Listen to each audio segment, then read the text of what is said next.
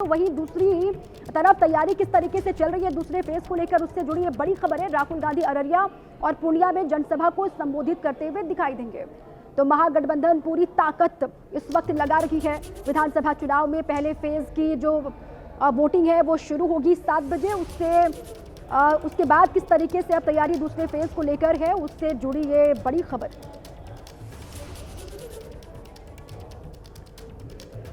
पहले फेज में जिन सीटों पर वोटिंग होनी है उसके बारे में हर एक जानकारी आपको हम दे रहे हैं। वो सीटें जहां पर आरजेडी या फिर बीजेपी या फिर आप कह लीजिए एनडीए और महागठबंधन के बीच में मुकाबला है, उसके बारे में जानकारी आपको हम दे दें। कौन से वो चेहरे हैं जो ताल ठोक रहे हैं और किसके बीच में कड़ा मुकाबला यहां पर होने वाला है।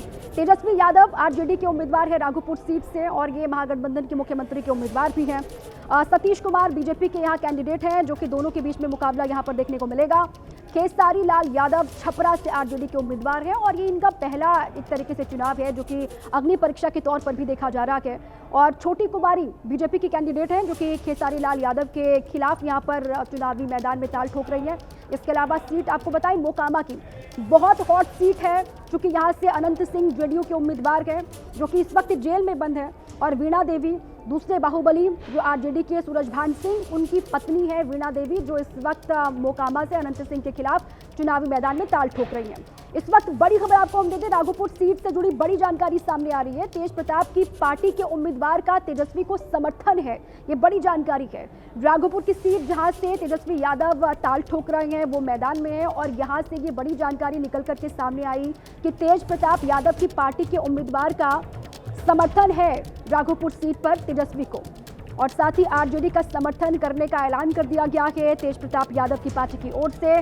तेज प्रताप ने प्रेम यादव के समर्थन में रैली की थी, और राघोपुर से तेजस्वी यादव उम्मीदवार है, ये आप जानते हैं। 2015 और 2020 में राघोपुर से चुनाव जीत चुके हैं तेजस्वी यादव। ये तीसरी बार हैट्रिक लगाने की तैयारी है।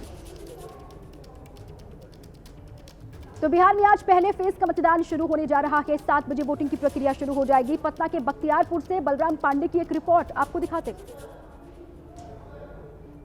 इस वक्त हम पटना के बख्तियारपुर स्थित आदर्श पोलिंग बूथ पर मौजूद हैं, और इसी पोलिंग बूथ पर बिहार के मुख्यमंत्री नीतीश कुमार लगभग 10 बजे अपने मताधिकार का प्रयोग करने पहुंचेंगे। सबसे पहले हम आपको पोलिंग बूथ दिखाएंगे कि किस तरीके की तैयारी यहां पर की गई है। आप देख सकते हैं ये मंजू सिन्हा परियोजना बालिका उच्च माध्यमिक विद्यालय है, जहां पर आदर्श मतदान केंद्र तैयार किया गया है।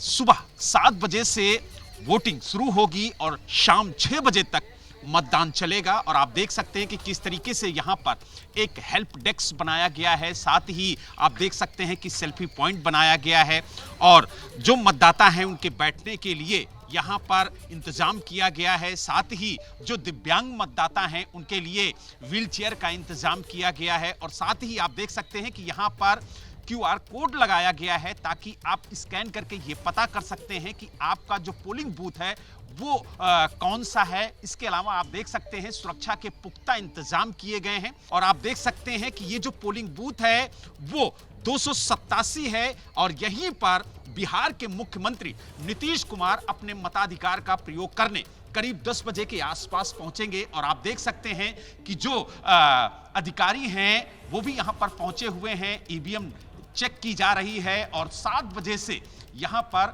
मतदान शुरू होगा। इस बार चुनाव आयोग की पूरी कोशिश है कि ऐसा पोलिंग बूथ तैयार किया जाए ताकि मतदाताओं को वो आकर्षित करे और ज्यादा से ज्यादा मतदान हो। इसकी कोशिश लगातार चुनाव आयोग की तरफ से की गई है।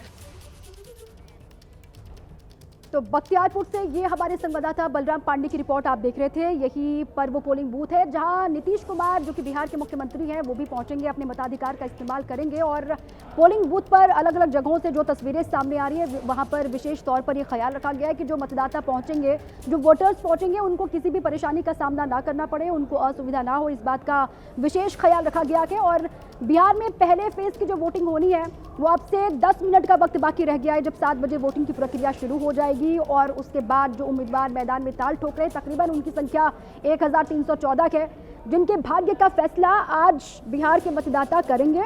18 जिले हैं, 121 सीटें हैं, जहां पर सीधी टक्कर किस किस के बीच में हो रही है वो जानकारी भी आपके सामने है। खासतौर से 121 में से 104 सीटें ऐसी हैं जहां पर सीधा मुकाबला एनडीए और महागठबंधन के उम्मीदवार के बीच में है और बाकी बची 17 जो सीटें हैं वहां पर त्रिकोणीय मुकाबला हो सकता है, क्योंकि जनसुराज भी चुनावी मैदान में ताल ठोक रहे हैं, जनसुराज के अलग अलग उम्मीदवार भी, इसीलिए कहा जा रहा है कुछ सीटें ऐसी हैं जहां पर त्रिकोणीय मुकाबला बन सकता है, लेकिन जो बाकी सीटें हैं वहां एनडीए और महागठबंधन के उम्मीदवारों के बीच में ही सीधा मुकाबला है। ये तस्वीर आपके सामने, नीतीश सरकार के 15 मंत्री जो कि मैदान में हैं और इनके भी भाग्य का फैसला होगा। इसीलिए सिर्फ राजनीतिक जो समीकरण है ये चुनाव वो नहीं बदलेंगे, बल्कि बहुत बड़े चेहरे जो कि मैदान में उतरे हुए हैं, जिनके भाग्य का फैसला भी होना है, तो उनकी किस्मत भी आज के बाद बदल जाएगी, ईवीएम में कैद हो जाएगी। और इसीलिए भी ये बिहार विधानसभा चुनाव का पहला फेज बहुत महत्वपूर्ण हो जाता है।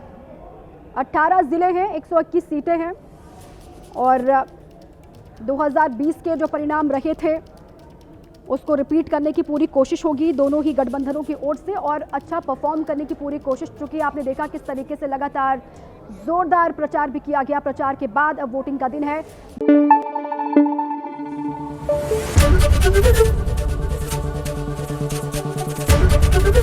एबीपी न्यूज आपको रखे आगे।